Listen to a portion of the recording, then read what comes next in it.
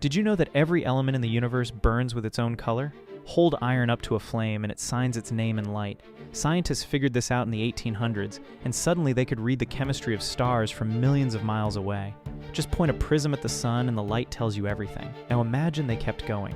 Imagine the spectroscopists turned their brass instruments inward and discovered that grief had a wavelength. That long memory glowed a particular shade of amber. That joy left bright lines at the edge of violet, sharp and unmistakable. A world where understanding someone meant passing their light through a prism, where a life could be charted not by what it said, but by what it quietly radiated and what it quietly absorbed. The terrifying part was never the technology. It was the legibility. The moment another person could hold your light up to the glass and simply read you. Some things were never meant to be that clear.